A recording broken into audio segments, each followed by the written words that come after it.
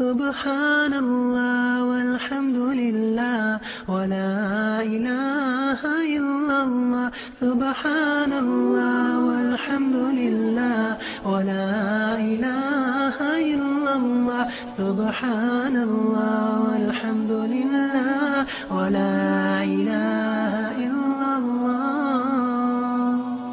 Every time when I'm awake, all things that I see, I know it's hard to believe, but it's from the Almighty.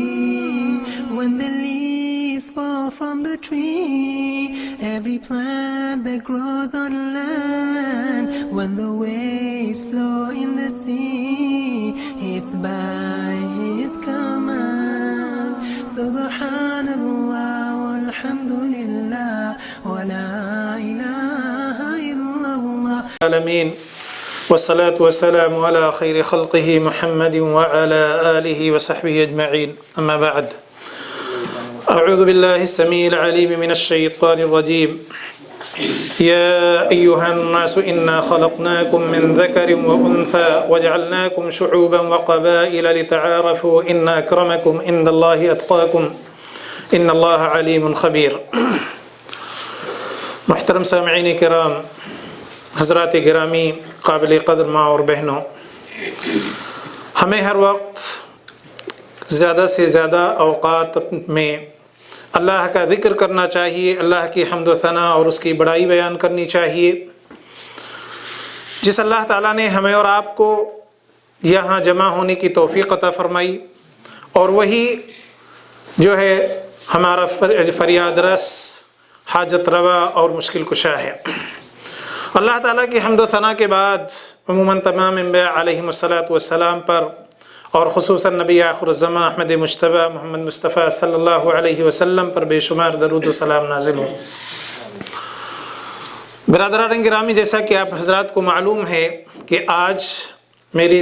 یہاں پر اس تقریر کا عنوان ہے اسلام امن کا علم بردار. اگر آپ قرآن مجید کا مطالعہ کریں، نبی اکرم صلی اللہ علیہ وسلم کی احادیث کو پڑھیں، اسلامی تعلیمات کو پڑھیں، تو آپ کو پتہ چلے گا کہ اسلام امن کا علم بردار ہی نہیں بلکہ عظیم ترین علم بردار ہے. اور سراپا اسلام امن ہے، امن و امان کی دعوت دیتا ہے، صلح و آشتی کی طرف بلاتا ہے، اور تمام قسم کے فتنوں و فساد سے دور رہنے کی تلقین کرتا ہے. آپ اس بات کا اندازہ اس سے لگا سکتے ہیں کہ بہت سارے ایسے مصنفین یا بہت سارے ایسے لوگ جنہوں نے اسلام کے خلاف بہت ساری کتابیں لکھیں، بہت ساری باتوں کا ذکر کیا اور اسلام پر بہت سارے الزامات لگائے، جس کے بعد دشمنان اسلام نے ان کی بڑی تعریف کی، بڑی ہمت افزائی کی، اور کہا کہ آپ اور اس سے بھی بڑی کتاب اسلام اور مسلمانوں کے خلاف لکھیں تو ہم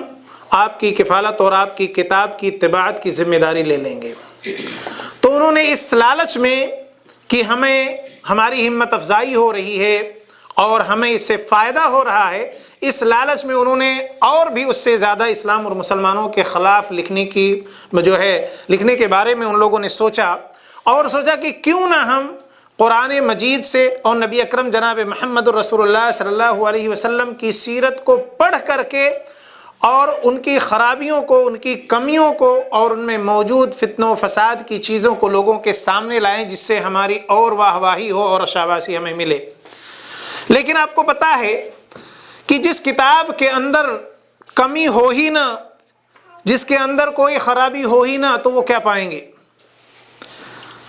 چنانچہ جب انہوں نے قرآن مجید کا مطالعہ کرنا شروع کیا اور نبی کریم صلی اللہ علیہ وسلم کی سیرت کا مطالعہ کیا تو معاملہ الٹا ہو گیا. یعنی ان کو یہ محسوس ہوا کہ اس کتاب کے اندر اور نبی اکرم جناب محمد الرسول اللہ صلی اللہ علیہ وسلم کی سیرت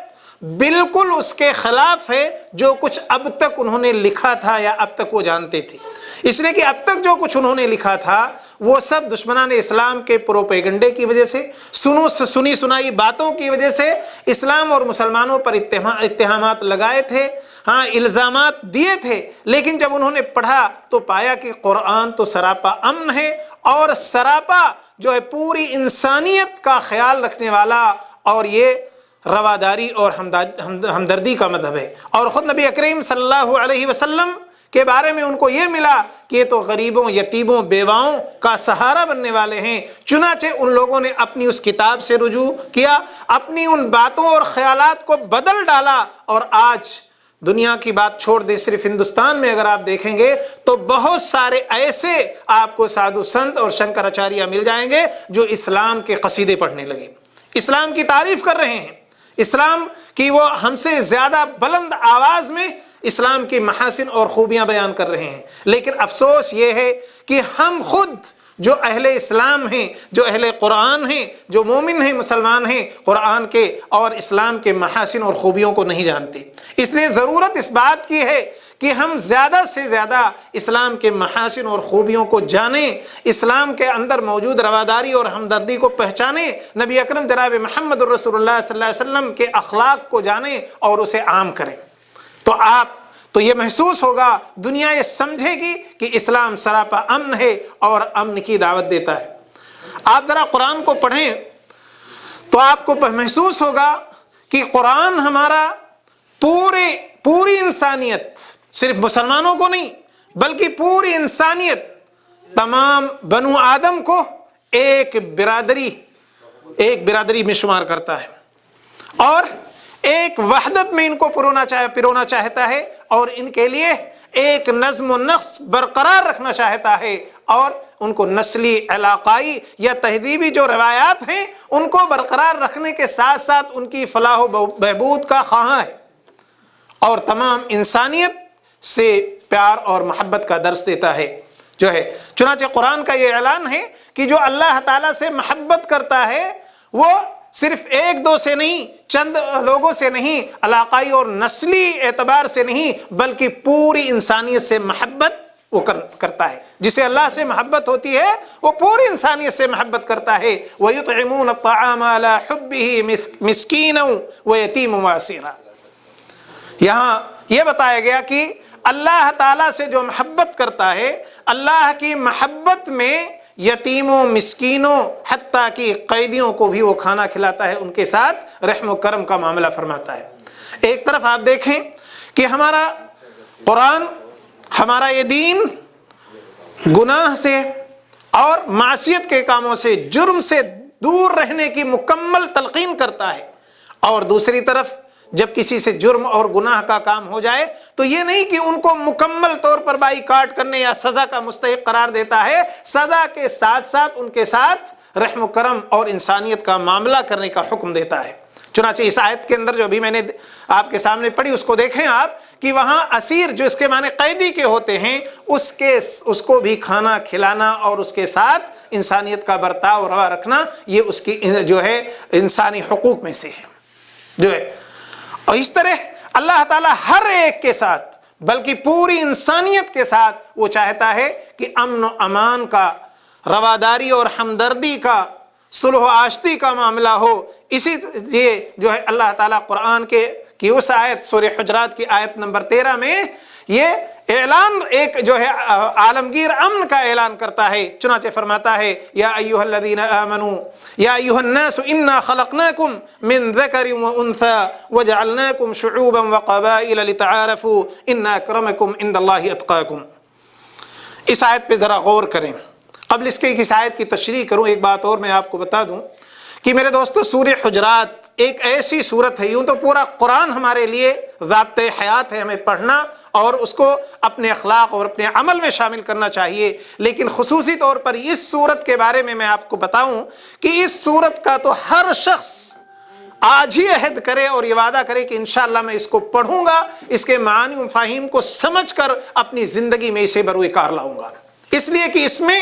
معاشرے اور سماج سے متعلق، اللہ اور اس کے رسول صلی اللہ علیہ وسلم کی اطاعت سے متعلق، اور بہت ساری جو ہمارے معاشرے سماج میں برائیاں پائی جاتی ہیں ان پر روک لگانے والی بہت ساری ایسی نصیحتیں اللہ تعالیٰ کی موجود ہیں کہ جن پر ہم سب کو عمل کرنا ضروری ہے۔ اس لیے ہماری تمام بھائیوں سے گزارش ہے کہ اس سورت کو اور اس کے معنی و مفاہیم کو ضرور پڑھیں اور جو ہے اسے اپنی زندگی میں شامل کریں اور اس پر اللہ تعالیٰ کے احکام پر عمل کریں۔ آئیے اس آیت کی تشریح جو ہے بتاؤں کہ انا خلقناکم من ذکر و انثی، سورہ حجرات آیت نمبر 13۔ اللہ تعالیٰ یہاں صرف مومنوں کو نہیں بلکہ تمام لوگوں کو، مومنوں کو نہیں سارے انسانوں کو خطاب کیا، یا ایھا الناس انا خلقناکم من ذکر و انثی وجعلناکم شعوبا وقبائل۔ ایک بات تو یہ بتا دی کہ تم سارے کے سارے ایک ہی مرد اور ایک ہی عورت سے پیدا کیے گئے ہو، ایک ہی سے ہو، جیسا کہ ایک حدیث میں آتا ہے کلکم بنو آدم و آدم من تراب، تم سارے کے سارے آدم کی اولاد ہو، اور آدم کس سے بنے ہیں؟ مٹی سے، تو تم سارے کے سارے کی جو ہے پیدائش ایک طرح کی ہوئی۔ اس لیے جب ایک ہی ہم سب کا نسب اور ہم سب کی نسل کو اگر ہم دیکھیں تو ایک ہی مرد اور عورت کی طرف جاتی ہے، تو ایسی صورت میں ہمارے اندر اونچ نیچ کی بات ختم ہو گئی۔ ہمارے اندر اونچ نیچ کوئی نہیں ہے، نہ کوئی اونچا ہے نہ کوئی نیچا ہے، بحیثیت انسان سارے کے سارے برابر ہیں، بحیثیت انسان سارے کے سارے لوگ برابر ہیں۔ تو پھر اونچ نیچ کی بات کہاں سے آ گئی؟ ایک کو دوسرے پر فوقیت کہاں سے حاصل ہو گئی؟ جبکہ اگر آپ دیکھیں تو صحیح معنوں میں غیر مسلموں کی بات چھوڑیں، ہم مسلمانوں کے اندر برادری کے اندر بہت زیادہ اونچ نیچ کا فرق محسوس کیا جاتا ہے اور ایک دوسرے کو حقیر اور ذلیل سمجھا جاتا ہے۔ یہ افسوس کی بات ہے۔ یہاں اللہ تعالیٰ بہت اور اسی جو ہے حقارت اور ذلت کی بنیاد پر کبھی کبھی ایک دوسرے سے نفرت، عداوت اور دشمنی کے طور پر آدمی ایک دوسرے کے خلاف کھڑا ہو جاتا ہے اور ایک دوسرے پر ظلم و ستم اور ایذا رسانی کو روا سمجھنے لگتا ہے۔ اور یہ دنیا کے اندر یہ چیزیں صرف ہمارے اندر نہیں بلکہ پوری دنیا کے اندر اگر آپ دیکھیں گے تو کہیں نسل و رنگ، کہیں زبان، کہیں علاقے، کہیں قبائل اور خاندان کی برتری لوگ محسوس کرتے ہیں، اور اس کی وجہ سے انسانیت کو بھول کر کے اور ایک دوسرے کے خلاف کھڑے ہو جاتے ہیں۔ بلکہ انسان، اللہ تعالیٰ تو یہاں ایک جو ہے تمام انسانوں کو ایک برادری سے تعبیر کر رہا ہے، قرآن اس طرح تعبیر کر رہا ہے جو ہے، لیکن انسان ہم لوگ یہ ہیں کہ ہم ایک دائرہ کھینچ لیتے ہیں، ایک سرکل بناتے ہیں، ایک خط کھینچ لیتے ہیں، اور وہ خط کسی اخلاقی یا عقلی بنیاد پر نہیں ہے بلکہ وہ اتفاقی پیدائشی بنیاد پر ہوتا ہے۔ کبھی ہم اپنے خاندان اور قبائل میں پیدا ہونے والوں کو اپنا سمجھتے ہیں، اپنے علاقے میں پیدا ہونے والے کو اپنا سمجھتے ہیں، ہم زبانوں کو اپنا سمجھتے ہیں، یا ہم رنگ، ہم نسل کو اپنا سمجھتے ہیں، اور پوری انسانیت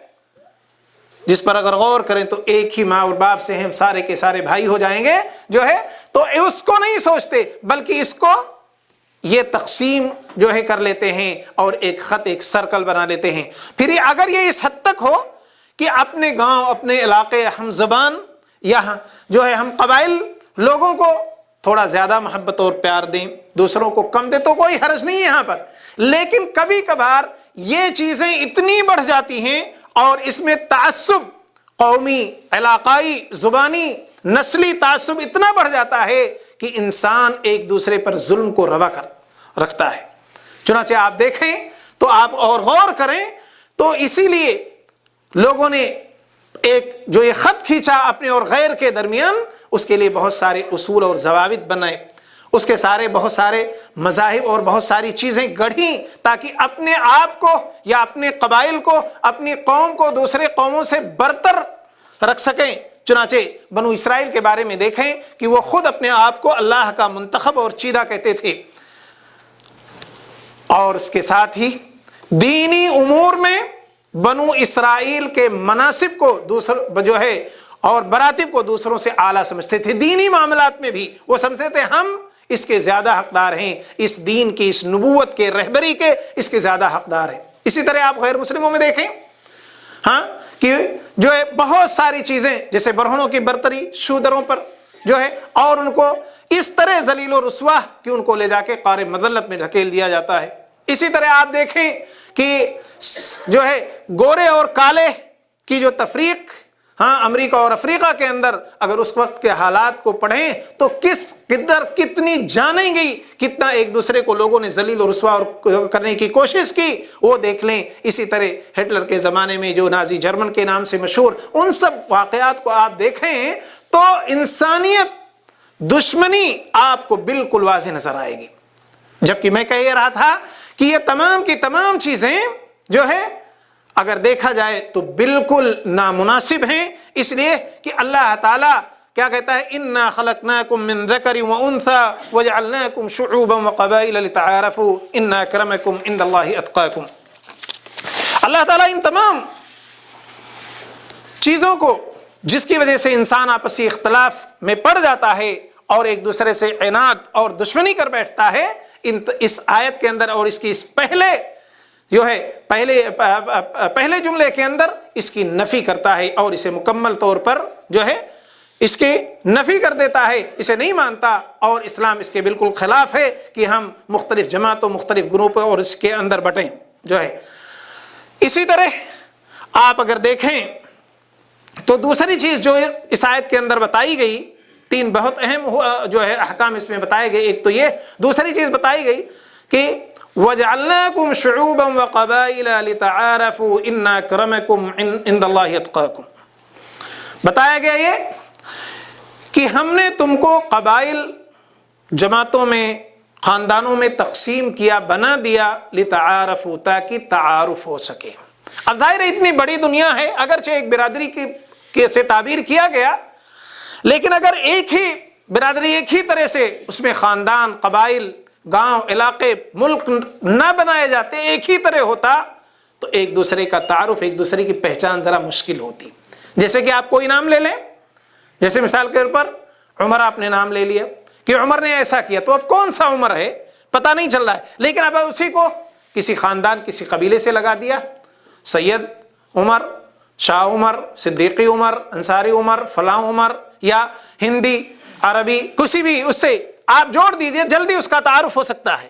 جو ہے۔ حتیٰ کہ ایک گاؤں میں بھی ایک نام کے کئی لوگ ہو سکتے ہیں، تو یہ ایک تعارف کے لیے، ایک دوسرے سے پہچان کے لیے، جان کے لیے جو ہے یہ چیز بنائی گئی۔ تو دو چیزیں ہو گئیں، اس میں بھی کوئی کسی کو کسی پر امتیاز حاصل نہیں ہے۔ اور ایک تیسری چیز بتایا، اللہ تعالیٰ نے بتایا کہ اِنَّ أَكْرَمَكُمْ عِندَ اللَّهِ أَتْقَاكُمْ۔ اگر برتری حاصل ہے، کسی کو عزت حاصل ہے، کوئی قابل احترام ہے، کسی کا درجہ اور مرتبہ بڑھتا ہے، تو وہ کس بنیاد پر؟ تقوی کی بنیاد پر، دین کی بنیاد پر، مکارم اخلاق کی بنیاد پر۔ تو یہ تین چیزیں اس کے اندر بتائی گئی، اور جو ہے یعنی ایک یہ کہ ہم تمام کے تمام ایک طرح سے ایک برادری کے لوگ ہیں، ایک ہی یونٹ کے لوگ ہیں، اور دوسری چیز یہ کہ قبائل اور یہ علاقائی اور نسلی، یہ تمام چیزیں تعارف کے لیے ہے، آپس میں آپسی تعارف کے لیے ہے دو ہے۔ اور تیسری چیز، اگر کسی کو فضیلت، برتری حاصل ہے تو وہ اس لیے حاصل ہے، وہ تقوی کی بنیاد پر حاصل ہوگی، اس کے دین کی بنیاد پر، اللہ سے محبت کی بنیاد پر، اور اللہ کے بندوں سے محبت کی بنیاد پر یہ چیز حاصل ہوگی۔ یہ تین چیزیں ہیں بڑے ہیں، اور نہ کسی کو کسی پر فضیلت نہیں۔ اور اگر یہ چیز ہم میں سے ختم ہو جائے تو بہت سارے مسائل ہمارے حل ہو جائیں، بہت سارے قسم کے عناد، دشمنی، بغض و عداوت ہمارے دلوں سے ختم ہو جائے۔ غیروں کے علاوہ ہم آپ سے مسلمانوں کے اندر بھی بات کرتے ہیں کہ اگر یہ ہمارے اندر خاندانی عصبیت اور یہ جو ہے برادری کی بات ختم ہو جائے تو ہمارے بھی بہت سارے مسائل ختم ہو سکتے ہیں۔ اس کے بعد ایک اور چیز اللہ تعالیٰ نے جو ہے کہا کہ ان اللہ علیم خبیر، یہ چیزیں بتا کر کے کہا کہ یہ تین مسئلے جو میں نے آپ کو بتائے، اس کا جو فائدہ ہے اس پہ غور کرو، عمل کرو، ورنہ اللہ تعالیٰ بڑی ہی باریک بینی سے آپ کے اعمال کو دیکھ رہا ہے کہ آپ کتنا عمل کر رہے ہو، قرآن کو کتنا سمجھ رہے ہو، قرآن پر آپ کا عمل کس قدر ہے، یہ بہت ہی اللہ تعالیٰ باریک بینی سے بہت ہی اچھے سے دیکھ رہا ہے، اور اللہ تعالیٰ اس بات پر ہمارا آپ کا محاسبہ کر سکتا ہے، ہمارا اور آپ کا محاسبہ کرے گا۔ تو یہ ہے۔ اسی طرح آپ دیکھیں اسلام کے تصور امن کو اگر دیکھیں آپ تو آپ کو تعجب ہوگا کہ ایسا تصور، ایسا خیال امن و امان کا اور ایسی دعوت، ایسی تعلیم کسی اور مذہب میں نہیں ملے گی آپ کو۔ چنانچہ اللہ تعالیٰ کا ارشاد ہے سورہ مائدہ کے اندر، من قتل نفسا بغیر نفس او فساد فی الارض فکأنما قتل الناس جميعا ومن احیاها فکأنما احیا الناس جميعا۔ آپ ذرا غور کریں اور دیکھیں تو جہاں آپ آج اگر حالات کا جائزہ لیں،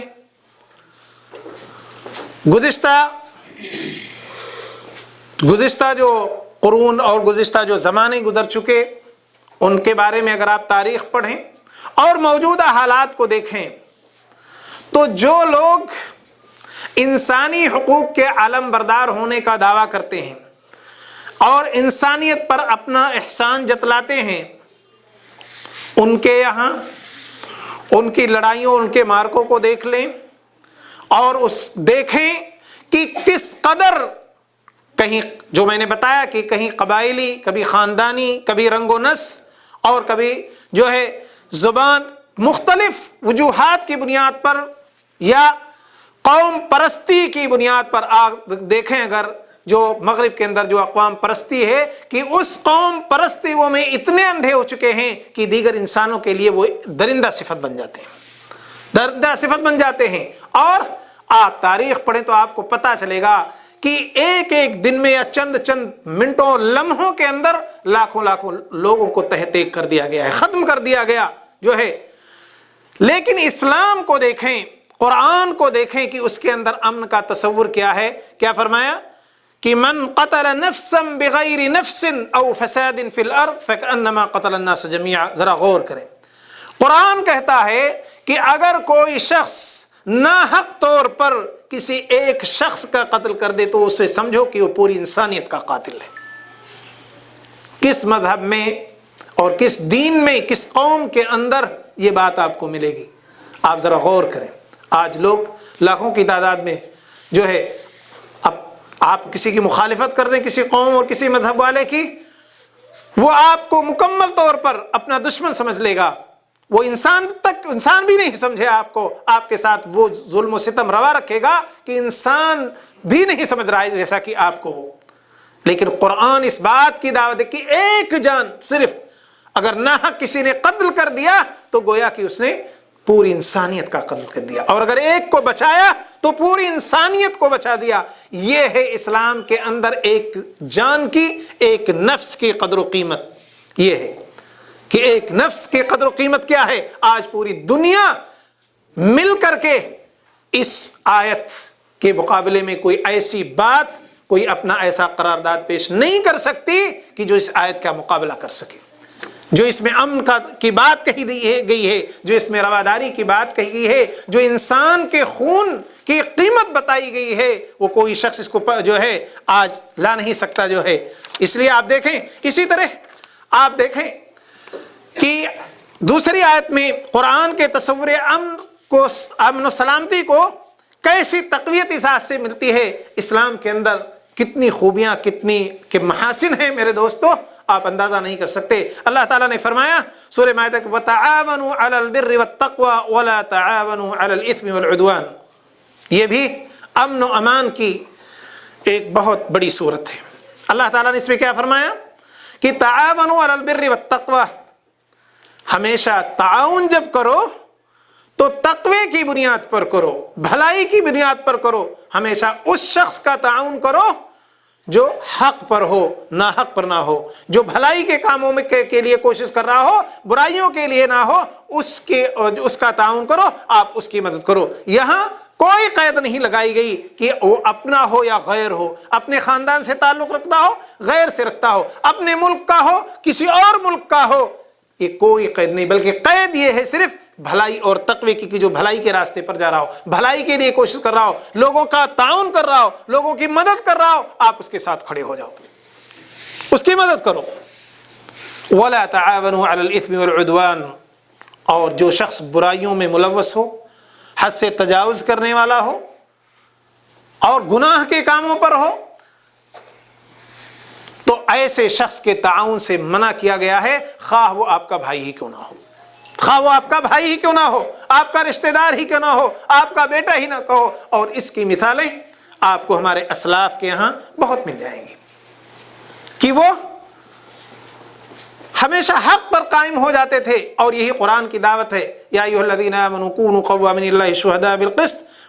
جو ہے کہ اللہ تعالیٰ کے لیے گواہ بن جاؤ، انصاف کی گواہی دو۔ ایک جگہ فرمایا گیا کہ وَلَوْ عَلَىٰ أَنفُسِكُمْ، اگر آپ کے خلاف بھی پڑھے، آپ کے والدین کے خلاف بھی پڑھے، آپ کے گھر والوں کے خلاف بھی پڑھو، للہ شہداء بالقسط، جو ہے لیکن اللہ کے خلاف، جو اللہ کے موافق، اللہ کی مرضی کے مطابق، اللہ کی سائد کے مطابق آپ کی گواہی ہونی چاہیے۔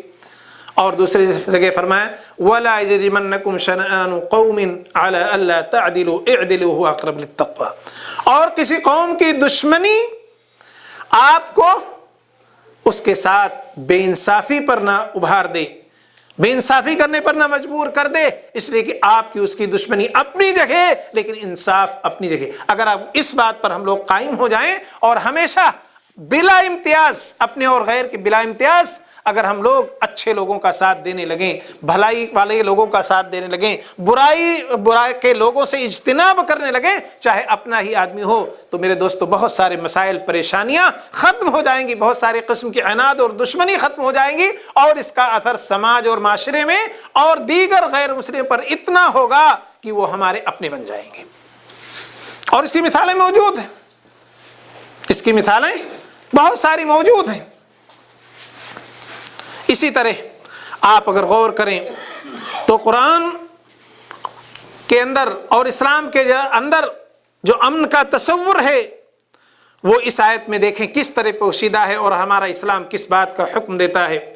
فرمایا گیا وَلَا تَسْتَوِي الْحَسَنَةُ وَلَا السَّيِّئَةُ اِدْفَعْ بِالَّتِي هِيَ أَحْسَنُ فَإِذَا الَّذِي بَيْنَكَ وَبَيْنَهُ عَدَاوَةٌ كَأَنَّهُ وَلِيٌّ حَمِيمٌ۔ یہاں فرمایا گیا کہ ہم برائی اور بھلائی برابر نہیں ہو سکتے۔ اس آیت کی تشریح اس سے پہلے شیخ صاحب کے درس میں بھی جو ہے آپ کے سامنے ہو چکی ہے۔ تو اللہ تعالیٰ یہ کہتا ہے کہ برائی اور بھلائی برابر نہیں ہو سکتے۔ اگر آپ کے ساتھ کوئی برائی سے پیش آ رہا ہے، کوئی نادانی اور جہالت کر رہا ہے، تو آپ کوشش کریں کہ اس کی بات کا، اس کے قول و فعل کا جواب بھلائی سے دے دیں۔ اگر اس کے اندر ذرہ برابر بھی انسانیت ہوگی تو اس کا دل نرم ہو جائے گا، اس کا دل پسیج جائے گا، اور اللہ تعالیٰ کہتا ہے کہ وہ آپ کا جو ہے جگری دوست، پکا دوست ہو جائے گا۔ وَلَا تَسْتَوِي الْحَسَنَةُ وَلَا السَّيِّئَةُ اِدْفَعْ بِالَّتِي هِيَ أَحْسَنُ فَإِذَا الَّذِي بَيْنَكَ وَبَيْنَهُ عَدَاوَةٌ، وہ شخص جس کے اور آپ کے درمیان ابھی تک دشمنی تھی، بغض و عناد تھا، وہ کیا ہو جائے گا؟ آپ کا دوست بن جائے گا، آپ کا پکا دوست بن جائے گا۔ لیکن یہاں اللہ تعالیٰ نے ایک بات اور کہہ دی کہ یہ ہر آدمی کے بس کی بات نہیں ہے۔ وَمَا يُلَقَّاهَا إِلَّا الَّذِينَ صَبَرُوا وَمَا يُلَقَّاهَا إِلَّا ذُو حَظٍّ عَظِيمٍ۔ اس میں بڑی صبر کی ضرورت ہے، اور ہمارے اندر ہم جذبات سے کام لیتے ہیں، ہمارے اندر صبر نہیں ہے کسی بھی۔ صبر ایک میرے دوستو ایک ایسا دینی جوہر ہے، ایک ایسا دینی خلق ہے کہ یہ آپ کو ہر جگہ اس کی ضرورت ہے۔ آپ عبادت کے جائیں، نماز کے لیے، روزے کے لیے، صدقات و خیرات کے لیے، حقوق کی ادائیگی کے لیے، جو ہے پڑوسیوں سے معاملات کرنے کے لیے، غیر مسلموں سے معاملات کرنے کے لیے، ہر جگہ صبر کی آپ کو ضرورت ہے۔ اسی لیے اللہ تعالیٰ صبر کے بہت سارے فضائل اور برکات بھی اللہ کے یہاں ہیں۔ اللہ کے رسول صلی اللہ علیہ وسلم نے بھی اس کی بڑی فضیلتیں بیان کی ہیں کہ اس سے مدد ملے گی اور اس کا بدلہ جنت کے سوا کچھ بھی نہیں ہے۔ مختصراً آپ یہ سمجھیں جنت کے سوا کچھ بھی نہیں۔ تو دیکھیں اسلام ہمارا کس طرح امن کی دعوت دے رہا ہے، اور کہہ رہا ہے کہ جو تمہارے ساتھ برائی کرے اس کے ساتھ بھی بھلائی کرو۔ اس کے باوجود دشمنان اسلام اور جھوٹے پروپیگنڈے والے لوگ اسلام اور مسلمانوں پر جو ہے مختلف قسم کے اتہامات لگاتے ہیں، الزامات لگاتے ہیں، اور انہیں پتہ نہیں کن کن الفاظ سے نوازتے ہیں، بلکہ اسلام کو فتنے کا منبع اور مصدر کہنے سے تک نہیں چوکتے ہیں وہ اسلام اور مسلمانوں کو۔ آپ ذرا غور کریں، لیکن اور ہم لاجواب ہوتے ہیں اس لیے کہ ہم ان باتوں کو نہیں جانتے، ہم لوگوں کے سامنے ان باتوں کو پیش نہیں کر پاتے، بلکہ ضرورت اس بات کی ہے دوستو کہ ہم اسلام کی جو محاسن ہیں، خوبیاں ہیں، جو ان کے اندر امن و امان کا تصور ہے اور جو اس کی اچھائیاں ہیں، اسے ہم زیادہ سے زیادہ سیکھیں اور لوگوں میں عام کریں۔ یہ ہمارے صحابہ کرام اور ہمارے اسلاف کے اخلاق ہی تھے، ان کی جد و جہد ہی تھی جو لوگوں میں اس بات کو عام کرتے تھے اور عملی طور پر ان باتوں کا نمونہ بن جاتے تھے۔ تو آپ دیکھتے ہیں، آپ واقعات پڑھتے ہیں کہ جو سخت ترین دشمن ہوتا تھا وہ دوست بن جاتا تھا۔ اس کی مثال آپ نے جنگ حنین کے مال غنیمت کی تقسیم میں ہمارے شیخ صاحب کے موعظے میں سنا کہ اللہ کے رسول صلی اللہ علیہ وسلم نے ایک شخص کو 100 اونٹ پھر 100 اونٹ دیا تو اس نے کیا کہا؟ اتنا خوش ہوا کہ آپ سے زیادہ مبغوض ہمارے نزدیک کوئی شخص نہیں تھا اور اب آپ سے زیادہ محبوب کوئی نہیں ہے۔ جبکہ وہ لوگ نبی کریم صلی اللہ علیہ وسلم اور صحابہ کرام کے ساتھ ظلم و ستم میں کوئی دقیقہ فروگداشت نہیں کیا تھا، لیکن احسان جب آپ صلی اللہ علیہ وسلم نے کیا تو وہ بھی اس بات کے قائل ہوئے گئے۔ ثمامہ بن اسال کا بھی یہی واقعہ ہے کہ جب صحابہ کرام پکڑ کے لاتے ہیں، مسجد میں باندھ دیتے ہیں تو کیا ہوتا ہے؟ اللہ کے رسول صلی اللہ علیہ وسلم اور صحابہ کرام بہت اچھا سلوک کرتے ہیں، بلکہ آتا ہے صحابہ کرام خود کھجور وغیرہ پہ گزارا کر لیتے تھے اور روٹی اس وقت بڑی قیمتی ہوتی تھی، لوگوں کو نیند نصیب نہیں ہوتی تھی، ان کو روٹی کھلا دیتے تھے۔ وہ اتنے متاثر ہوئے اس تمام چیزوں کو دیکھ کر کہ جب اللہ کے رسول صلی اللہ علیہ وسلم نے 3 دن کے بعد ان کو آزاد کیا، چھوڑ دیا، تو وہ جا کر کے بتاتے ہیں، غسل کر کے واپس آ جاتے ہیں اور کہتے ہیں اللہ کے رسول اب مجھے کلمہ پڑھا دیجیے، کلمہ پڑھا دیجیے۔ آپ ذرا غور کریں، اور وہ بھی یہی کہتے ہیں کہ اللہ کے رسول آج سے پہلے آپ کے چہرے سے زیادہ مکروہ چہرہ ہمارے نزدیک کوئی نہیں تھا اور آپ کے چہرے سے محبوب اب کوئی چہرہ نہیں ہمارے نزدیک۔ لیکن ہم ان چیزوں کو نہیں جانتے، ہم ان چیزوں کو نہیں پھیلا پا رہے ہیں اور ہمارے اندر دنیا کی برائیاں پائی جا رہی ہیں اور ہم ان برائیوں سے تائب نہیں ہو رہے ہیں، ہم ان برائیوں سے اپنے آپ کو الگ نہیں کر پا رہے ہیں کہ تو وہ استغفار کریں اور اللہ کے دین کی طرف رجوع ہو جائیں۔ اور انہیں ہماری برائیوں، ہماری اخلاقی، ہماری دینی، ہماری سماجی جو برائیاں ہمارے اندر پائی جاتی ہیں، انہی کی وجہ سے بہت سارے قسم کے امتحانات اور آزمائشیں ہمارے اوپر آ جاتی ہیں۔ آج کل ان آزمائشوں اور پریشانیوں میں بھی آپ دیکھیں تو ہمارے لوگوں کے، ہمارے نوجوانوں کے حالات ویسے ہی ہیں، دن کے دن پوری رات کے رات جو ہے کوشش کرتے ہیں کہ اسی غلط کاموں میں جو پہلی روش تھی اسی روش پہ برقرار رکھیں اور ادھر چاہتے ہیں کہ اللہ ہماری مدد بھی کرے۔ تو میرے دوستو، یہ بہت ساری ایسی چیزیں ہیں جو ہمیں سیکھنا چاہیے اور ہمیں اس کو لوگوں کے اندر عام کرنا چاہیے۔ اسی طرح آپ دیکھیں کہ جو ہے اسلام کے اندر عدل و انصاف کا کیسا حکم دیا گیا ہے، جو ہے آپ دیکھیں کہ اللہ تعالیٰ نے فرمایا لا ينهاكم الله عن الذين لم يقاتلوكم في الدين ولم يخرجوكم من دياركم ان تبروهم وتقسطوا اليهم ان الله يحب المقسطين۔ ایک تو برائی کا بدلہ بھلائی سے دینے کے لیے، اور کہہ رہا ہے اسلام کیا کہتا ہے، ہمارا قرآن کیا کہتا ہے کہ جن لوگوں نے آپ کے ساتھ کوئی رنجش نہیں رکھی، آپ پر کوئی ظلم نہیں کیا، آپ کو آپ کے گھروں سے نہیں نکالا، آپ سے قتال نہیں کیا، تو آپ بھی انہیں تکلیف نہ دیں، بلکہ آپ ان کے ساتھ انصاف کریں، بھلائی سے کام لیں، اس لیے کہ اللہ تعالیٰ بھلائی کرنے والوں کو اور انصاف کرنے والوں کو پسند کرتا ہے۔ ہمارا اسلام دیگر قوموں کی طرح نہیں ہے کہ بات کہاں تھی اور اسے کہاں فٹ کر دیا لوگوں نے، کہیں غلطی ایک آدمی سی ہوئی تو پورے قوم کو وہ لوگ متہم قرار دیتے ہیں اور پوری قوم میں سے جس کو بھی چاہیں تکلیف دینے کو وہ روا سمجھتے ہیں، حتیٰ کہ معصوم بچوں اور عورتوں کو بھی کبھی کبھار نہیں بخشا جاتا ہے۔ لیکن اسلام کیا کہتا ہے کہ نہیں، جنہوں نے ظلم نہیں کیا، جنہوں نے آپ کو آپ کے گھروں سے نہیں نکالا، آپ سے قتال نہیں کیا، آپ کو کسی قسم کی ایذا اور تکلیف نہیں دی، آپ بھی ان کے ساتھ کچھ غلط نہ کریں، آپ بھی ان پر ظلم نہ کریں، بلکہ ان کے ساتھ انصاف سے کام لیں، بھلائی سے کام لیں۔ اللہ تعالیٰ کو یہ چیز پسند ہے، اللہ تعالیٰ کو یہ چیز پسند ہے۔ آپ دیکھیں یہ سب باتیں ابھی چند 100 سال سے 200 سال سے یا اس سے کچھ پہلے سے لوگ انسانی حقوق کی کمیٹیاں بنا کر کے اور پتہ نہیں کیا کیا کمیٹیاں بناتے ہیں، اور ساری دنیا میں ان کا شورا ہوتا ہے کہ ایسی کمیٹی بن گئی اور ساری دنیا کے لوگوں پر ان کا احسان ہوتا ہے کہ اب یہ لوگ دنیا سے ظلم و ستم کو ختم کر دیں گے۔ لیکن آپ اگر غور کریں تو دیکھیں کہ ان کمیٹیوں نے کیا کیا ہے. کیا ان کے پاس کوئی ایسی قوت ہے کہ جس کی وجہ سے وہ ہر ملک ہر شخص پر اسے نافذ کر سکیں؟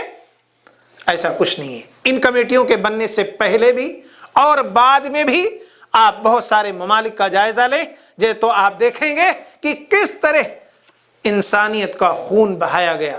انسان کے خون سے ہولی کھیلی گئی، کس طرح عورتیں بیوہ ہوئیں، بچے یتیم ہو گئے، اور لوگ بلا کسی جرم کے، بلا کسی گناہ سے انہیں تہتے کر دیا گیا، انہیں ختم کر دیا گیا. آپ اس سلسلے میں آپ دیکھیں پہلے اور بعد کی، جیسے ہیروشیما ہے، Nagasaki, Korea, Vietnam, Cambodia, Iraq, شام، جو ابھی ہمارے سامنے بعض ممالک تو ہمارے سامنے ہیں، آپ دیکھیں روہنگیا، اس طرح کی بہت ساری جگہوں کو آپ دیکھیں کہ وہاں انسانی حقوق کی پامالی کس طرح ہو رہی ہے، کس طرح انسانی حقوق کو پامال کیا جا رہا ہے، کس طرح ظلم کیا جا رہا ہے. اور یہ انسانی حقوق کی جو کمیٹیاں ہیں اور یہ ہیں، بس ان سے آپ صرف باتیں سن سکتے ہیں، اور وہ بھی بات ان کی اس وقت شروع ہوتی ہے یا کوئی تھوڑا بہت ایکشن اس وقت شروع ہو جاتا ہے جب بہت سارے لوگوں پر ظلم و ستم کر دیا جاتا ہے. ظلم و ستم کے شکار جب بہت سارے لوگ ہو جاتے ہیں تب یہ چیزیں سامنے آتی ہیں. ورنہ اسلام تو آپ کو پتا ہے کہ ایک شخص کا بھی خون بہانا نہیں چاہتا، ذرہ برابر کسی کو تکلیف دینا نہیں چاہتا. اسلام بالکل عام طور پر امن و امان کا خواہاں ہے، اور وہی اس بات کی اسلام اسی بات کی دعوت دیتا ہے. بعض لوگ کہتے ہیں اگر اسلام اس قدر امن کا خواہاں ہے تو اسلام کی طرف سے لڑائیاں کیوں ہوئی، اسلام میں لڑائیوں کا حکم کیوں دیا جاتا ہے؟ آپ ذرا غور کریں اور سوچیں. آج تو سمپل سی بات ہے، اس پر جسے تھوڑی سی بھی عقل ہوگی وہ اعتراض کر ہی نہیں سکتا، اس لیے کہ ہر ملک اپنے پاس فوجیں تیار کر کے، ہر ملک اپنے پاس فوجیں تیار کر رکھی ہیں. کیوں؟ امن و امان کے لیے، نظم و نسق کو چلانے کے لیے، اور شرکس اور بدماش لوگوں کی گوشمالی کے لیے. بعینی ہی یہی چیز اسلام نے رکھی ہے. اس لیے نہیں رکھی کسی پر ظلم ہو ستم ہو، بلکہ اس لیے کہ جو شریر قسم کے لوگ ہوں، جو فتن و فساد کر رہے ہوں، جو لوگوں پر ظلم و ستم کر رہے ہوں، ان کو ظلم سے روکنے کے لیے، ان کی گوشمالی کے لیے، ان کو راہ راست پر لانے کے لیے. اگر اس طرح کا نظام نہ ہو، جیسے ایک ملک کے اندر اگر اس طرح کا نظام نہ ہو، وہاں پولیس نہ ہو، وہاں کوئی قانون نہ ہو، وہاں عدالت نہ ہو، تو ایسی صورت میں ملک کا کیا حال ہوگا آپ اچھی طرح جانتے ہیں. کس طرح ملک کے حالات ہوں گے، کتنا ظلم و ستم ہوگا. ہاں، لوگوں کا خون پانی سے بھی زیادہ سستا ہو جائے گا، کسی کی عزت و آبرو محفوظ نہیں ہوگی، جان و مال کی ضمانت نہیں دی جا سکے گی. اس لیے آج کے لوگ اس بات کو تسلیم کرتے ہیں، اور اسلام نے بہت پہلے اس چیز کو بتا دیا کہ کبھی کبھار لڑائی کی بھی ضرورت پڑتی ہے، دفاع کی بھی ضرورت پڑتی ہے، اور جو بات سے نہیں سمجھتا اس کو کسی سختی سے سمجھایا جا سکتا ہے، اس کو راہ راست پر لانے کے لیے یہ چیزیں بھی ضروری ہوتی ہیں. اور یہ بھی پوری انسانیت کے لیے فائدے مند ہے. اسی لیے اسلام نے جیسے مثال کے طور پر جہاں اس طرح کی گوشمالی کرنے کا حکم دیا، یا جہاں طرف لڑائی کا حکم دیا، یا جہاں قصاص کا حکم دیا، اس میں پوری انسانیت کے لیے فوائد اور منافع مضمر ہیں. خود اللہ تعالیٰ نے کہا وَلَكُمْ فِي الْقِصَاصِ حَيَاةٌ يَا أُولِي الْأَلْبَابِ. کہا قصاص میں جیسے ایک شخص کا قتل کرتا ہے، اسلام اس کے بدلے اس کے قتل کو کی اجازت دیتا ہے، تو اسے کیا کہتا ہے کہ وہ قتل نہیں بلکہ وہ زندگی ہے. کیوں زندگی ہے؟ اس لیے کہ ایک قاتل کو اگر وہاں کی حکومت اور عدالت قتل کرتی ہے تو اس کا اثر دیگر لوگوں پر یہ ہوگا کہ پھر کسی اور آدمی کے قتل کرنے سے پہلے 100 بار سوچے گا وہ آدمی کہ اگر میں نے بھی کسی کا قتل کیا ناحق طور پر تو ہمارا بھی یہی انجام ہوگا. اگر قاتل کو قتل نہ کیا جائے، چور کا ہاتھ نہ کاٹا جائے، زانی کو سزا نہ دی جائے، رجم نہ کیا جائے،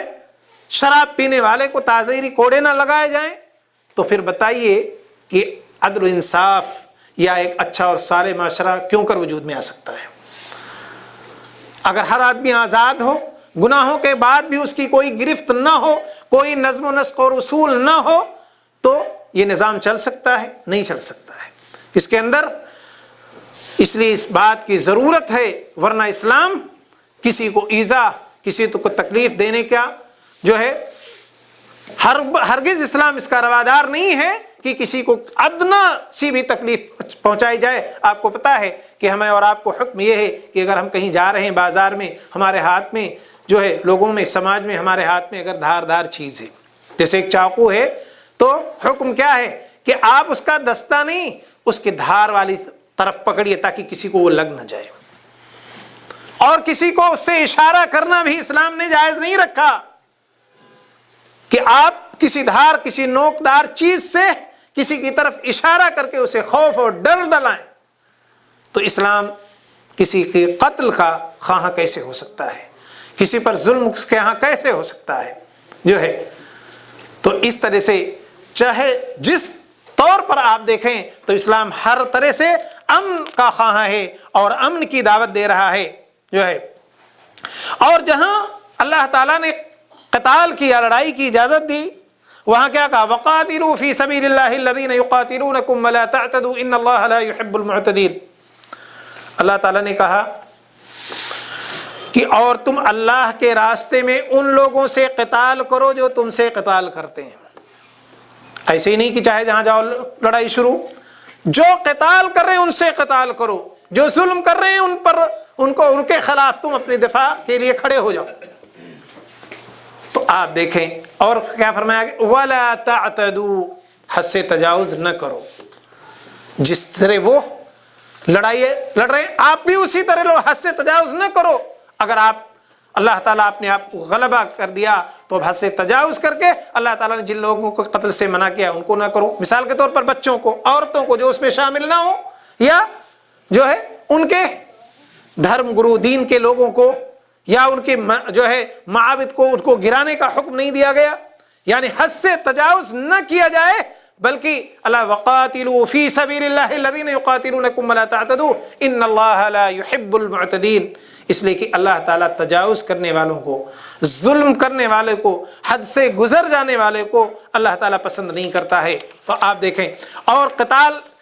کا حکم کب ہے لڑائی کا، وہ بھی اللہ تعالیٰ نے کہا اُذِنَ لِلَّذِينَ يُقَاتَلُونَ بِأَنَّهُمْ ظُلِمُوا وَإِنَّ اللَّهَ عَلَى نَصْرِهِمْ لَقَدِيرٌ الَّذِينَ أُخْرِجُوا مِنْ دِيَارِهِمْ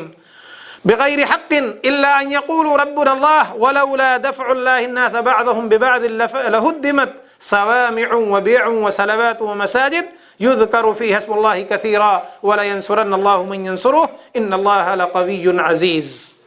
آپ دیکھیں اس آیت کے اندر قرآن کے تصور امن کو بڑی اچھی طرح اجاگر کیا گیا ہے کہ اگر ظلم کے خلاف آواز نہ بلند کی جائے، اب لوگ ظلم پر ظلم کرتے جا رہے ہیں، ان کے خلاف آواز کو آپ نہیں بلند کریں گے اور ان کے خلاف آپ نہیں کھڑے ہوں گے، حق کی آواز یا لوگوں کے حقوق کے لیے آپ نہیں کھڑے ہوں گے، تو پھر امن و امان کہیں نہیں رہ جائے گا۔ اس لیے کہ ان شریر اور ان جو ناحق طور پر لوگوں کو ستا رہے ہیں اور ظلم افساد کو روا رکھا ہوا ہے، اگر آپ ان کو ان کے ظلم سے نہیں روکیں گے، ان کے خلاف آواز نہیں بلند کریں گے، ان کے خلاف کھڑے نہیں رہیں گے، تو دنیا سے امن ختم ہو جائے گا۔ کوئی شخص محفوظ نہیں رہے گا، نہ جان کے اعتبار سے، نہ مال کے اعتبار سے، نہ مساجد کے اعتبار سے، معابد کے اعتبار سے، کسی کی کوئی چیز نہیں بچے گی۔ یہ سارے کے سارے ختم ہو جائیں گے، اس لیے کہ شرپسند لوگوں کا دور دورہ ہوگا اور پھر ہر طرح سے لوگوں کو ایذائیں دی جائیں گی۔ تو اس لیے جو اسلام امن و امان کی دعوت ہے، اسی امن و امان کی ایک صورت یہ بھی ہے کہ شرپسندوں کو ان کے شر سے روکا جائے، ظالموں کو ان کے ظلم سے روکا جائے۔ یہاں تک کہ اللہ کے رسول صلی اللہ علیہ وسلم نے کیا فرمایا؟ یہ بھی ایک طرح کی خیر خواہی ہے، مدد ہے۔ فرمایا انصر اخاک ظالما او مظلوما، اپنے بھائی کی مدد کرو چاہے وہ ظالم ہو، مظلوم ہے تو اس کی طرف سے کھڑے ہو جاؤ، اس کو ظلم سے بچاؤ۔ ظالم ہے تو ظلم سے روکو، اپنا ہو یا غیر ہو، جسے بھی روک سکتے ہو، جس قدر بھی آپ کو طاقت ہے آپ روک سکتے ہو تو اس قدر اسے روکا جائے۔ لیکن اگر وہ باز آ جاتے ہیں، صلح پر آمادہ ہو جاتے ہیں، تو اللہ تعالیٰ نے کہا وَإِن جَنَحُوا لِلسَّلَمِ فَاجْنَحْ لَهُ وَتَوَكَّلْ عَلَى اللَّهِ إِنَّهُ هُوَ السَّمِيعُ الْعَلِيمُ۔ اگر وہ صلح کی طرف مائل ہو جاتے ہیں، صلح کی طرف آ جاتے ہیں، صلح پر تیار ہو جاتے ہیں، تو ہمیں بھی ان سے صلح کر لینی چاہیے اور اللہ پر بھروسہ کریے، اللہ تعالیٰ ہر چیز کو سننے اور جاننے والا ہے جو ہے۔ تو اس طرح سے دیکھیں آپ ہر چیز میں جہاں اسلام نے مکمل طور پر آپ نے دیکھا کہ کس طرح سے امن و امان کا حکم دیتا ہے، کس طرح برائی کے بدلے بھلائی سے، برائی کا بدلہ بھلائی سے دینے کا حکم دیتا ہے، اور کس طرح بھلائی اور نیک کاموں میں تعاون کا حکم دیتا ہے جو ہے، کس طرح اللہ تعالیٰ جو ہے ہمیں اور ہمارا دین، ہمارا یہ اسلام کس طرح لوگوں سے رواداری اور ہمدردی کا حکم دیتا ہے آپ نے دیکھا۔ اور جہاں بھی ظلم، لڑائی یا ظلم کے خلاف آواز بلند کرنے کا حکم دیتا ہے، وہ بھی امن و امان کی ایک صورت ہے، امن پیدا کرنے کے اسباب میں سے ہے، کہ اس لیے کہ اس کے بغیر نہ ایک ملک میں، نہ ایک خاندان میں، نہ ایک گاؤں میں، نہ پوری دنیا میں امن و امان اس کے بغیر نہیں ہو سکتا، جب تک کہ کوئی نظم و نسق نہ ہو اور اس کے خلاف آواز بلند نہ کی جائے تو شر پسندوں کے شر سے محفوظ نہیں رہ جا سکتا ہے۔ اور اگر آپ دیکھیں تو امن و امان کی جو صورتحال ہے اور اسلام نے جس طرح امن و امان کی دعوت دی ہے ہمارے اسلاف میں اور ہمارے صحابہ کرام کے اندر، اس کی مثالیں بہت ساری موجود ہیں۔ آپ اگر دیکھیں تو حضرت ابوبکر رضی اللہ تعالیٰ عنہ کے زمانے میں عراق، جب ہیرا فتح ہوتا ہے عراق کے اندر، تو وہاں کے جتنے غیر مسلم تھے ان کو یہ عہد اور امان دیا جاتا ہے کہ کسی قسم کا تعرض آپ کے ساتھ نہیں ہوگا، کسی قسم کا ظلم آپ کے ساتھ نہیں ہوگا، آپ کے عبادت خانے نہیں گرائے جائیں گے، آپ کے مال پر دست درازی نہیں کی جائے گی، اور جو ہے آپ کو ہر طرح کی آزادی ہوگی، آپ کے دین میں، آپ کے رہنے اٹھنے بیٹھنے ہر طرح کی آزادی ہوگی۔ مسلمانوں کا شیوا اور تر امتیاز یہ رہا ہے کہ فتح کے باوجود وہاں کے لوگوں کو تہہ تیغ نہیں کیا، وہاں کو ختم نہیں کیا، ان کے دینی اس پہ پابندی نہیں لگائی، دین میں زبردستی نہیں کی کہ سارے کے سارے اسلام قبول کر لو، نہیں، بلکہ آزادی دی، جسے جو چاہے اسلام قبول کرے، جو چاہے اپنے دین پر قائم رہے، لا اکراہ فی الدین، زبردستی والی بات نہیں کی۔ حضرت عمر رضی اللہ تعالیٰ عنہ خود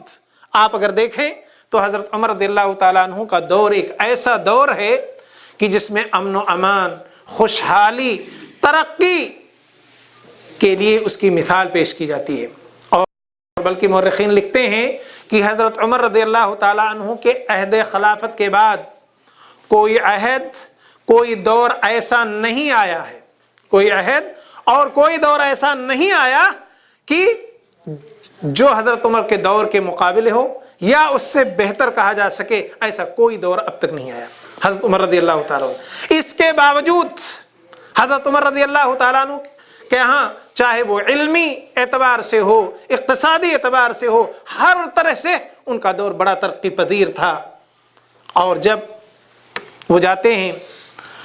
اور بیت المقدس کو فتح کرتے ہیں، تو جس طرح حضرت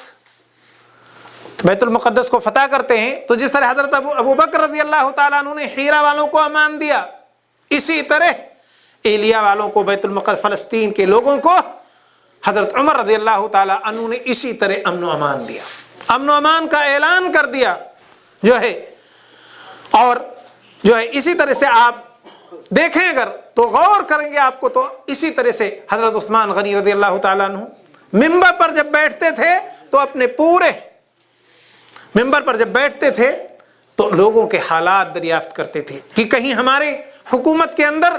کوئی کسی بھی مذہب کا ہو کوئی پریشان حال تو نہیں، کہیں افسران سے اس کو کوئی دقت تو نہیں، یہ حال وہ دریافت کرتے تھے۔ حضرت علی رضی اللہ تعالیٰ عنہ کا دور بہت سارے انتشار و اختلاف میں رہا، خلفشار رہا، لیکن اس کے باوجود بھی انہوں نے بھی حتی الامکان لوگوں کا، خاص طور پہ غیر مسلموں کا خیال رکھا، انہوں نے بھی غیر مسلموں کا خیال رکھا۔ حضرت عمر رضی اللہ تعالیٰ عنہ کے زمانے میں آج کی طرح نہیں ہے کہ آج ہر حکومت والا، ہر اقتدار والا، ہر دولت و سطوت والا، ہر غلبے والا شخص چاہتا ہے کہ سارے لوگ اس کی ہاں میں ہاں ملائیں اور اس کی بولی بولیں. سارے تقریباً دنیا میں، پوری دنیا میں یہی چل رہا ہے کہ وہ لوگ چاہتے ہیں ہر ان کے ہاں، جو ان کی ہاں میں ہاں نہ ملائے، جو ان کی پالیسیوں کی موافقت نہ کرے، جو ان کی ان کے عقائد یا ان کے قرارات کو نہ سراہے، اس کے خلاف بولے فوراً وہ اس کا دشمن ہو جاتا ہے. جبکہ اسلام میں ایسا نہیں ہے، نہ اسلام کے اندر کسی بھی صورت میں اس چیز کی اجازت دی گئی ہے. آپ دیکھیں کہ جب سلطان صلاح الدین کے زمانے میں جب بیت المقدس فتح ہوا تھا تو اس نے تمام شہریوں کو امان دے دیا، حتیٰ کہ ان لوگوں کو بھی امان دے دیا جو لڑائی میں برسر پیکار تھے، جو شانہ بشانہ لڑ رہے تھے، اور جب انہوں نے ہتھیار ڈال دیا تو انہیں بھی مکمل امان دے دیا. اور یہ پورے اسلام کی تاریخ میں پائے. ہمارے نبی جناب محمد رسول اللہ صلی اللہ علیہ وسلم جب مکہ آتے ہیں تو مکہ والوں کے ساتھ کیا کیا آپ لوگوں کو اچھی طرح معلوم ہے. وہی مکہ والے جن کی وجہ سے ہمارے نبی اور تو جو ہے دیگر مسلمانوں کو اپنا گھر، وطن، بار، اہل و عیال چھوڑ کر جانا پڑا تھا. اسی مکہ سے نکالے گئے. جب اسی مکہ میں فاتحانہ داخل ہوتے ہیں، امان دیتے ہیں، سب کو امان دے دیتے ہیں، جبکہ لوگ ڈرے ہوئے ہوتے ہیں، سہمے ہوئے ہوتے ہیں. اس کے باوجود بھی نبی کریم صلی اللہ علیہ وسلم ان کو امان دے دیتے ہیں، ان کو معاف فرما دیتے ہیں. تو میں کہہ رہا تھا سلطان صلاح الدین کے اس میں جو برسر پیکار تھے، شانہ بشانہ ان کے خلاف لڑ رہے تھے،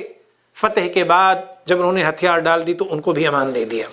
اور کہا کہ جو رہنا چاہے اس کو مکمل آزادی ہمارے ملک میں، اور جو جانا چاہتا ہے وہ جو چیز اس کا اپنے جو ہے جان و مال، مال و متاع، دولت و ثروت جو ہے جتنا لے جا سکتا وہ لے جائے. لوگوں نے آ کر کے ایک پادری کے بارے میں بتایا کہ اس کے پاس کروڑوں کی دولت ہے، سونے چاندی جواہرات ہیں، پیسے ہیں، اور وہ سب لے کے جانا چاہتا ہے، کیوں نہ اس کو روک لیا جائے یا اس کے مال پر قبضہ کر لیا جائے. انہوں نے کہا یہ ہمارے اعلان، ہمارے وعدے، ہماری زبان کی خلاف ورزی ہوگی، ہم ایسا نہیں کر سکتے. اور مکمل طور پر بلکہ کہا گیا حضرت عمر رضی اللہ تعالیٰ عنہ کے زمانے میں اور ان کے زمانے میں کہ جو کہیں جانا چاہتا ہے، جہاں تک ہماری حکومت ہے ہم اس کے جان و مال کی حفاظت کریں گے اور بحفاظت اس کو جہاں جانا چاہے گا وہاں تک پہنچائیں گے. یہ تھا ہمارے جو ہے اسلاف کا کارنامہ، اور دوسروں کے ساتھ ہماری رواداری اور ہمدردی. آج ہماری اس ہمدردی، ہماری رواداری، ہمارے مکارم اخلاق کا جواب یہ دیا جا رہا ہے کہ ہم پر دہشت گردی کا الزام، ہم پر فتنہ و فساد کا الزام، اور ہم پر جو ہے ملک اور وطن سے غداری کا الزام، مختلف چیزیں ہم پر لگائی جاتی ہیں جو ہے. تو میرے دوستو، آپ اپنے اسلام کو پڑھیں، اسلاف کے واقعات کو پڑھیں اور دیکھیں کہ اسلام کے اندر ہماری کتنے محاسن ہیں، کتنی خوبیاں ہیں. ہمارے نبی کے اخلاق میں جو ہے کیا کیا چیزیں پائی جاتی ہیں. ان اخلاق کو، اسلام کے محاسن کو، اسلام کی خوبیوں کو ہم اجاگر کریں، ہم لوگوں تک پہنچائیں جو ہے. اور اس کا فائدہ آپ دیکھیں کہ بعض دفعہ انہی اخلاق اور انہی خوبیوں اور انہی عدل و انصاف نے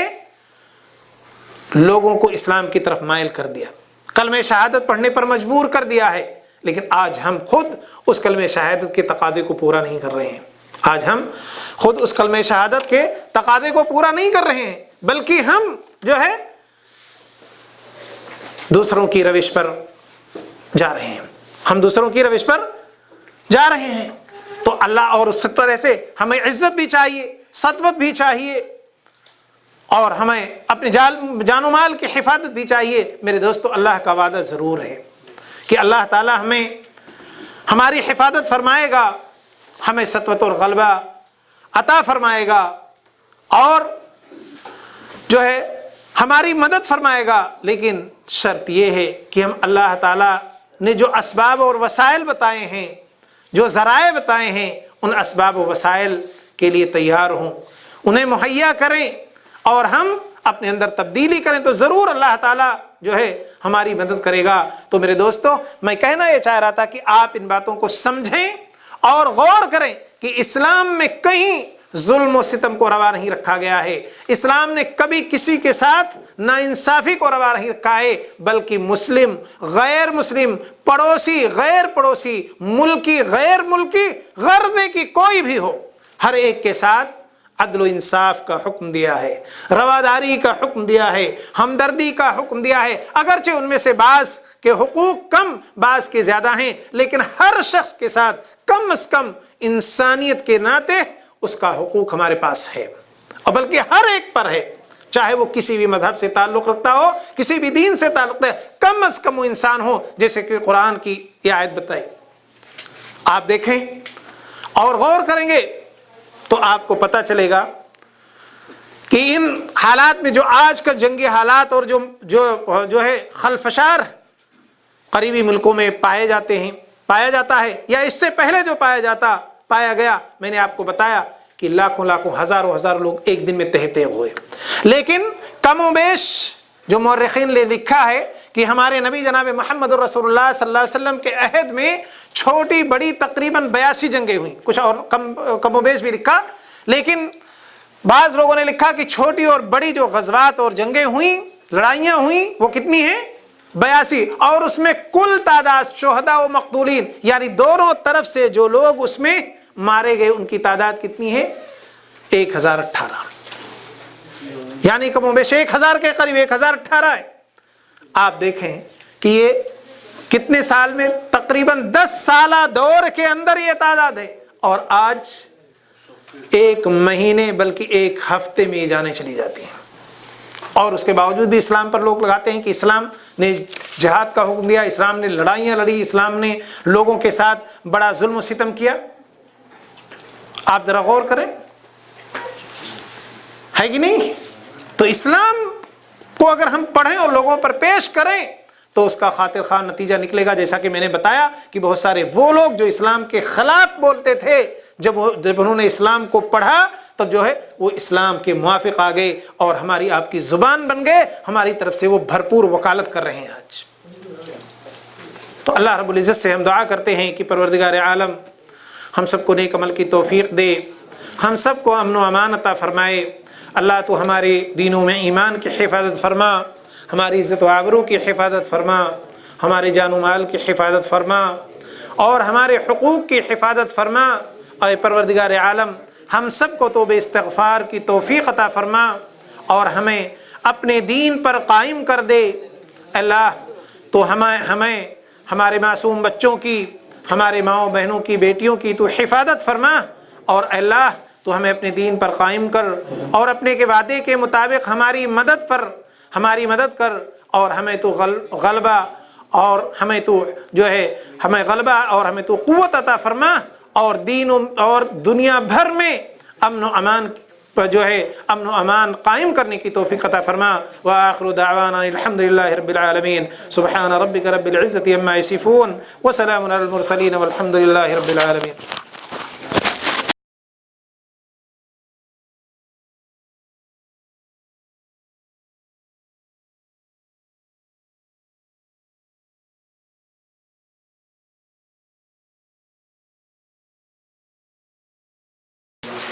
السلام علیکم ورحمۃ اللہ وبرکاتہ۔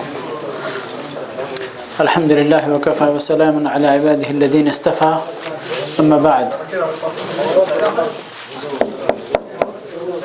بھائیوں سے گزارش ہے، اپنی گفتگو اگر کریں بھی، درس ختم ہو گیا ہے، کر سکتے تھوڑی بہت گفتگو،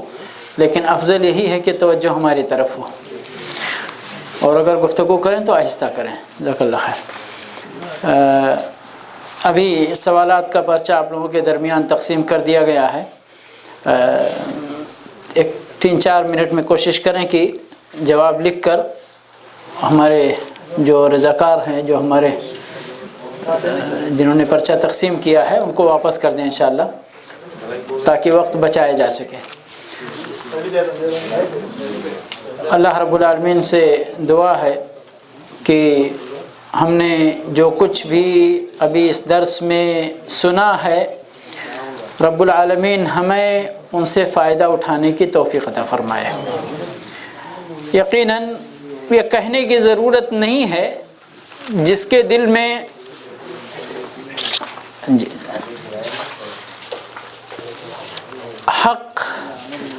تسلیم کرنے کی صلاحیت موجود ہے، ان کو ہمارے دین کے اندر جو امن کا پیغام ہے اس سے انکار نہیں کر سکتے ہیں۔ دراصل ہمارے دین کا نام، اس کے اندر اسلام اور ایمان کیا ہے؟ ارکان اسلام اور ارکان ایمان، اسی کا نام دین ہے بیسکلی۔ اور اسلام سلامتی سے بنا ہے اور ایمان امن سے بنا ہے۔ یہ بھی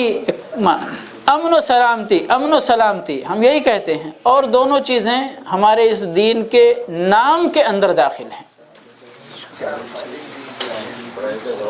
اللہ رب العالمین کے اسماء حسنی میں سے ایک نام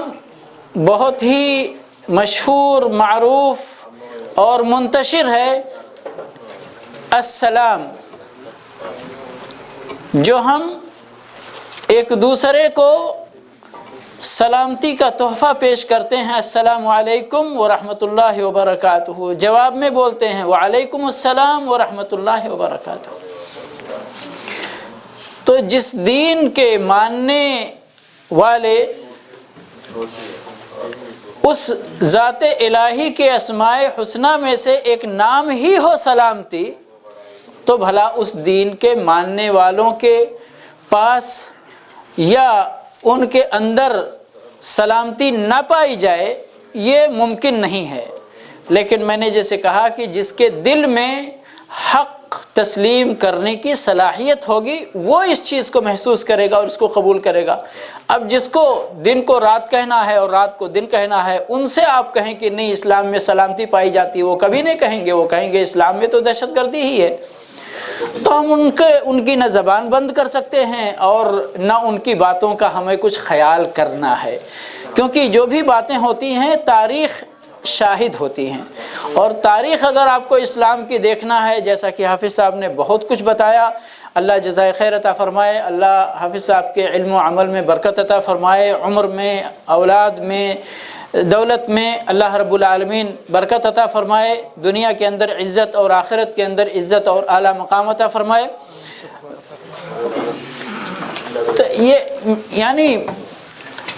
ہمیں اسے بہت زیادہ بیان کرنے کی ضرورت نہیں ہے،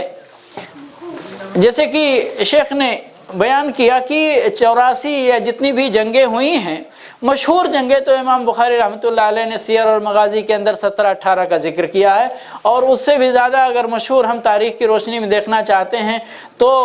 جس کو سب کو جاننا چاہیے، ہم چھوٹی چھوٹی وہ دبش والی سرایا کی بات نہیں کرتے، غزوہ بدر ہے، احد ہے، خندق ہے، جس کو احزاب بھی کہا جاتا ہے، اس کے بعد خیبر ہے، اس کے بعد فتح مکہ ہے، اس کے بعد حنین ہے، اس کے بعد تبوک ہے۔ یہی لڑائیاں ہیں، اللہ کے نبی صلی اللہ علیہ وسلم نے جو لڑائیاں لڑی ہیں وہ یہی ہیں۔ ان میں آپ دیکھ ڈالیں سبحان اللہ، اسلام کی پوری تاریخ، اللہ کے نبی صلی اللہ علیہ وسلم کی زندگی میں یہ اسلام کا رقبہ کتنا بڑا ہو گیا تھا۔ آپ کو معلوم ہے جزیرہ، یہ پورا جزیرہ ہے، سعودی نہیں، سعودی سے بھی بڑا، یہ بحرین، یہ کویت، یہ بہت سارے یمن کا علاقہ اور عمان کا علاقہ، یہ سارے علاقے نبی صلی اللہ علیہ وسلم کے زمانے میں اسلامی سلطنت کے زیر نگوں ہو چکے تھے۔ کتنے لوگوں کا خون بہا تھا، ذرا یہ دیکھیں آپ، کتنے لوگوں کا خون بہا تھا، جوڑ ڈالیے آپ۔ غزوہ بدر کے اندر 70 قیدیوں کو تو بعد میں چھوڑ ہی دیا گیا ایک طرح سے، اور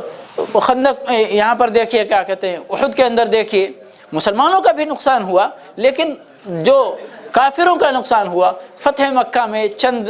اموات، حنین میں بھی اسی طرح، احزاب میں بھی اسی طرح، تو کدھر یعنی کہ چند سو کہا جائے اگر لوگوں کی جان گئی، اور کتنے بڑے علاقے اور کتنے بڑے رقبے پر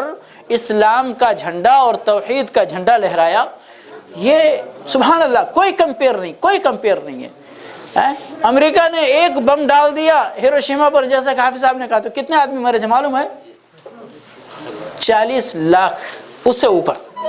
جہاں تک میری جانکاری ہے۔ میں سمجھتا ہوں اگر کسی کو اور اس کے ساتھ 40 लाख लोग, वो सेकंड भी नहीं लगा समझिए, हैं? जिसको आज पूरी दुनिया में फ़ख्र के साथ अमन बरदार या अमन व आश्ती का हामिल कहा जाता है, और अक़वाम मुत्तहिदा और सलामती कौंसिल और जो भी कौंसिल बनाया हुआ है लोगों ने, जिसके पास इस तरह का यानी इस वाक़े को हम क्या नाम दें समझ में नहीं आ रहा। ये तारीख़ जिसके पास हो वो हमारी तारीख़ में ऐबजोई करे, तो कोई मुकाबला नहीं है। इस्लामी तारीख़ के अंदर जो अमन का पैगाम दिया गया और दूसरे गैर अक़वाम के अंदर जो खून बहाया गया, कोई कंपैरिजन नहीं है, कोई मुकाबला नहीं है। लेकिन अल्लाह रब्बुल आलमीन हमें हक़ देखने वाली आँख और हक़ समझने वाला दिल अता फ़रमाए और हक़ को कबूल करने वाला नफ्स अता फ़रमाए। जी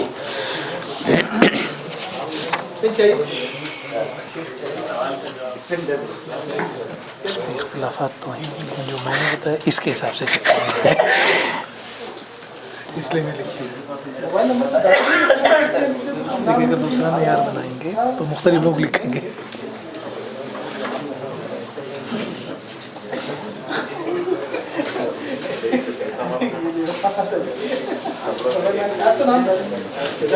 ये अकीका बच्चे का हक उसके बाप पर है, असलन ये बुनियादी बात है शरीयत के अंदर। अब रही बात किसी ज़रूरत के तहत आपके अपने अगर आपके साथ ताउन करते हैं तो इसमें कोई हरज नहीं है। ये ताउन का दरवाज़ा दीन के अंदर हमेशा खुला हुआ रहता है, ठीक है। मिसाल के तौर पर हम आप यहाँ रहते हैं, अगर हमारी फैमिली वहाँ है या यहाँ ही है हमारी फैमिली, कोई फ़र्क नहीं पड़ता है। बच्चे की वलादत दुनिया के किसी भी हिस्से में है, उसका अकीका करने का हक़ किसका है? बेसिकली उसके वालिद का, ठीक है। अब वालिद अगर सऊदी में रहता है और उसके हालात ऐसे साजगार नहीं है कि वो यहाँ अकीका कर सके, ठीक है, अपने वालिद को, बच्चे का वालिद अपने वालिद को उधर उनसे गुजारिश करता है, ऐसे ऐसे हमारे हालात हैं, आप हमारे बच्चे का अकीका कर दीजिए, ठीक है। तो ये कौन हुआ? बच्चे का दादा। कर सकता है या नहीं कर सकता है? यकीनन कर सकता है, इसमें शरीयत आपको कोई रोकने वाली नहीं है। आपके वालिद नहीं है, घर पे आपके सगे भाई रहते हैं, आपने भाई को फ़ोन कर दिया, भाई ठीक है ऐसा ऐसा है, बच्चे का अकीका करना है, भाई ने कर दिया। कौन हुआ बच्चे का? ये चचा या ताया अब्बू या छोटा अब्बू जो भी हैं, ठीक है, कर सकते हैं। नहीं है, आपके घर पे हालात साजगार नहीं है, आपने अपने अहलिया के वालिद को फ़ोन कर दिया कि भाई ठीक है ऐसे ऐसे हैं, आप अकीका कर दीजिए। या उधर से ही ऑफ़र आ गया कि आप वहाँ सऊदी में अकेले हैं, वहाँ क्या आप तकलीफ़ करेंगे, हम यहाँ कर लेते हैं, हमारे रिश्तेदार हमारे बहुत सारी, उन्होंने कर दिया, मामू ने कर दिया, कोई भी XYZ, मतलब ऐसा। हत्ता कि ये ऐसी चीज़ है जैसे कुर्बानी में वकालत चलती है, वकील बनाना, किसी को आप अथराइज़ कर दें, तो अकीक़े में भी अथराइजेशन का दरवाज़ा खुला हुआ है। आप किसी को, आप अपने घर के, आप अपने दूर के किसी कज़न को आप बोल दें भाई मेरे बच्चे का, आप किसी अपने फ्रेंड को बोल दें मेरे बच्चे का है ऐसा है, अकीका कर दीजिए। दरअसल अकीका किसका हो रहा है? बच्चे का हो रहा है। करने वाला कौन है ये नहीं देखा जाएगा। बेसिक हक किसका है? बच्चे के वालिद पर उसका हक है, ठीक है ना। अब उसके बाद वालिद किसी से भी ताउन लेते हैं इस मसले को हल करने में, उनका हक है, कोई हरज की बात नहीं है। जी अल्लाह ताला आलम सवाब। सुब्हानल्लाह वल्हम्दुलिल्लाह वला इलाहा इल्लल्लाह। Every time when I'm awake, all things that I see, I know it's hard to believe, but it's from the Almighty. When the leaves fall from the tree, every plant that grows on land, when the waves flow in the sea, it's by His command. Subhanallah walhamdulillah.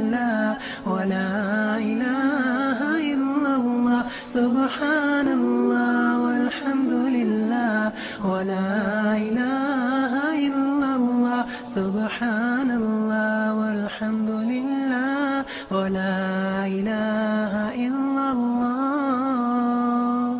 To Allah do I return.